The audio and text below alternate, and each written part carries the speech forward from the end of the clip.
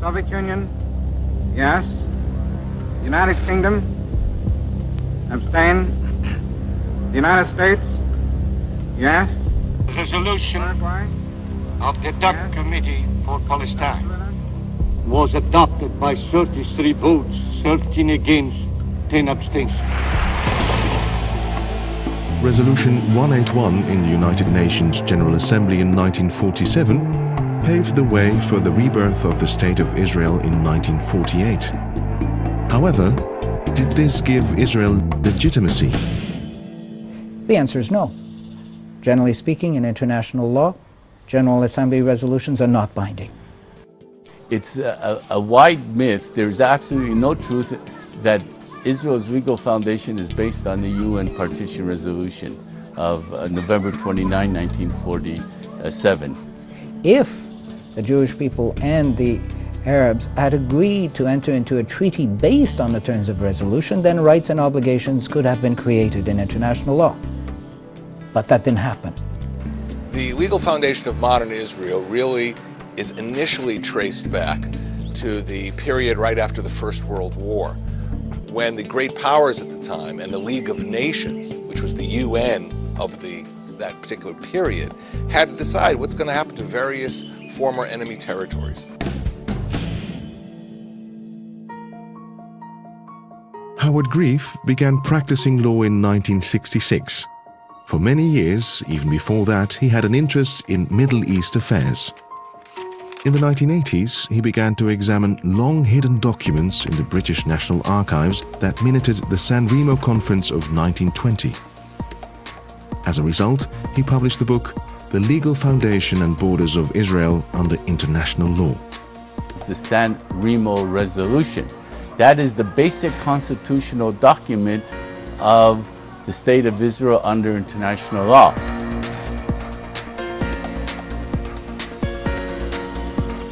San Remo, the Villa de Vacha. This is the place where legal rights were granted. This is the place where legal rights were given to both the Jewish people and the Arab people. Dr. Jacques Gauthier is an international human rights lawyer.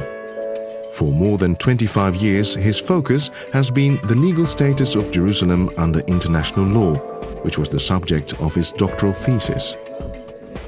It's in this place that the leaders with the power to make binding dispositions with respect to the Ottoman territories deliberated and made the decision, having heard claims from the Zionist organization in Paris in 1919 during the Paris Peace Conference, having heard submissions from the Arab delegation in respect to what they wanted in the Ottoman territories. Having heard these submissions, a group of them gathered here and made final binding decisions in international law as to who would get what.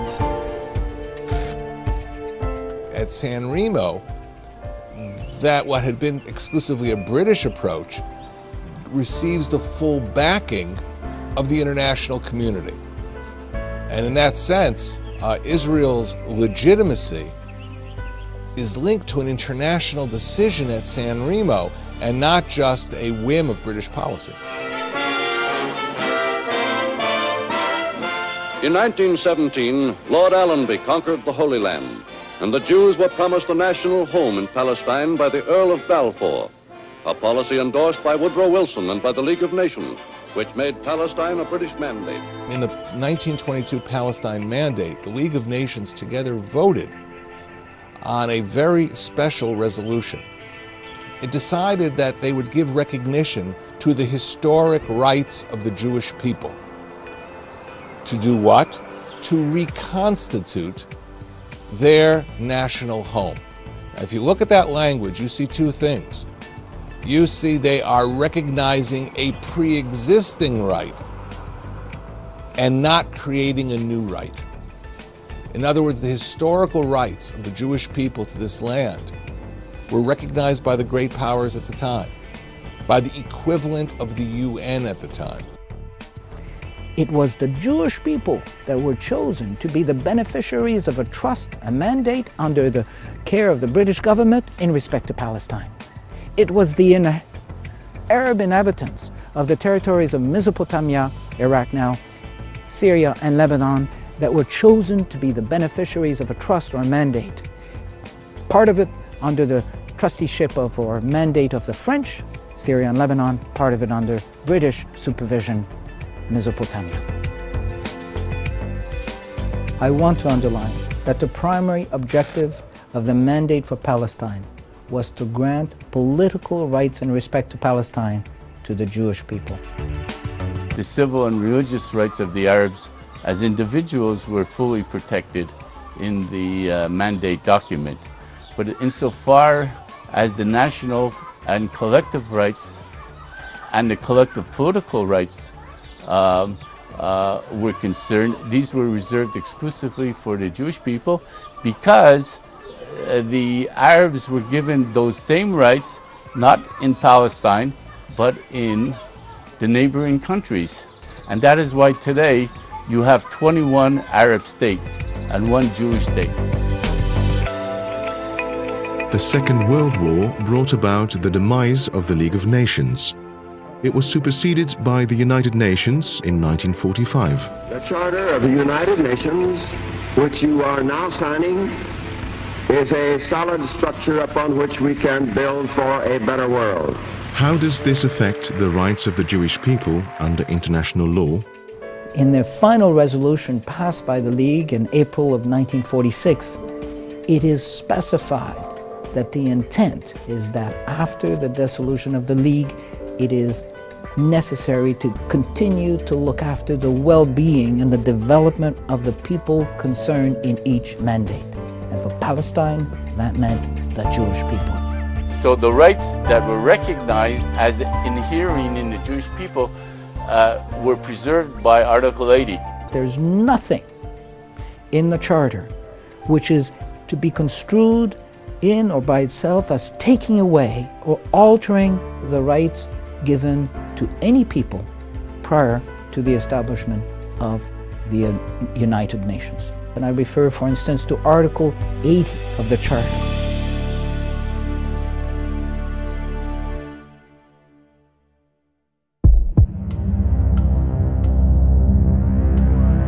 Following Israel's statehood in 1948, the country was invaded by 5 Arab armies intending to destroy the Jewish state. The eastern part of Jerusalem was annexed by Jordan. The city was divided for 19 years. Jordan's sovereignty over the West Bank and Jerusalem was never recognized by the United Nations. In 1967, Israel recaptured East Jerusalem in a war of defense and later annexed it.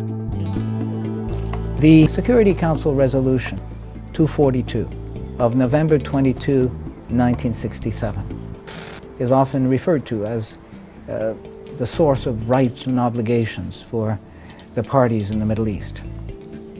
If I focus on Jerusalem, I take the position that, again, rights have been granted based on the recognition of historical rights, based on the principle of reconstituting what the Jewish people used to have.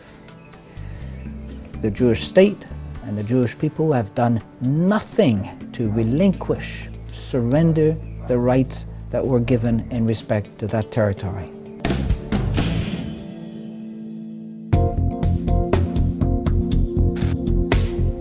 Anyone who looks at the census data back in the 19th century when the Ottoman Empire was here will realize that the Jewish people already in the 19th century had restored a majority in Jerusalem, in the old city of Jerusalem. In 1864, the British consulate in Jerusalem actually provided some census data. And they said out of 15,000 residents in Jerusalem in 1863, 8,000 were Jewish. So we're speaking about a city that has been a Jewish city since Ottoman times, since the mid-19th century. The old city is without doubt the most controversial, the most sought after, the most contentious issue when one speaks of the question of Jerusalem. You have to remember that until the middle of the 19th century, Jerusalem was the old city. Many who tell Israel to redivide Jerusalem along the 67 lines, and therefore placing the whole old city on the Palestinian Arab side, forget what happened in 1948. 1948, Jerusalem was invaded by 5 Arab armies. There were UN guarantees that there would be an international city. The UN didn't do anything. Finally, all the Jews of the old city of Jerusalem were ethnically cleansed, forced to leave, and the Arab Legion, along with Palestinian locals, destroyed 55 synagogues and Talmudic academies. They're blown up. Anyone who says to Israel, give up on Jerusalem, has to explain how we'll avoid that history repeating itself. Remember, from 1948 till 1967, when Israel reunited Jerusalem, Jews were not allowed to visit the Western Wall. And that is something that Israel is determined to avoid. After 18 years of a failed peace process in which there is no agreement in sight, the Palestinian Authority has indicated that it will unilaterally seek recognition from the United Nations General Assembly for a Palestinian state within the pre-1967 Green Line and with East Jerusalem as its capital. The Green Line was simply an armistice line.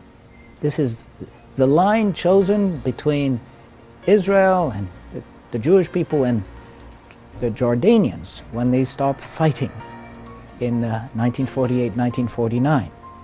That line, it is specified in the treaty, in the armistice agreement between Israel and Jordan, was never intended to be for anyone the source of rights and obligations. The original Oslo agreements, the first one in 1993, the big Oslo agreement in 1995, known as the interim agreement, had a clause in them. It was called Article 31.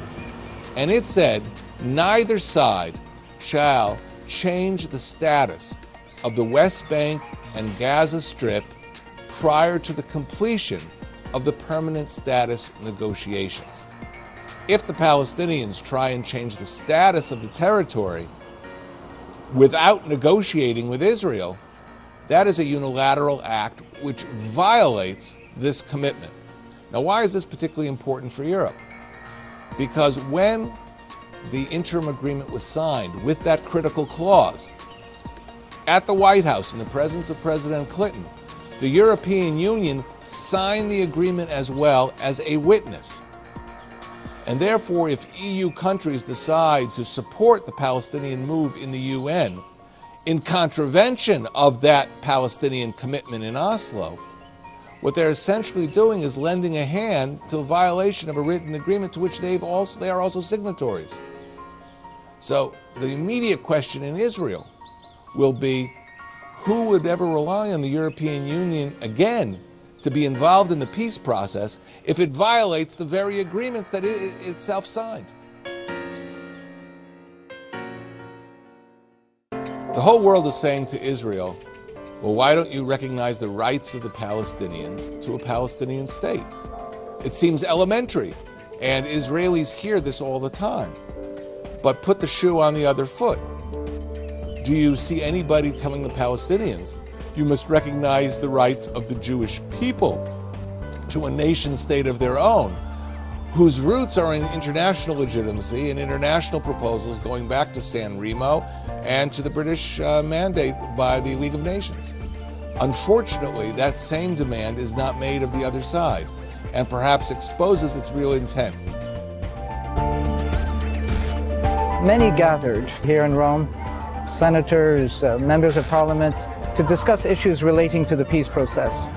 Yes, many are concerned about decisions that the nations could be making in the coming weeks and months relating to the rights of the Jewish people, the rights of the State of Israel, in respect to Jerusalem, in respect to disputed territories. In order to give peace a chance, it is necessary to honor the solemn pledges made under the law of nations to the Jewish people and the State of Israel.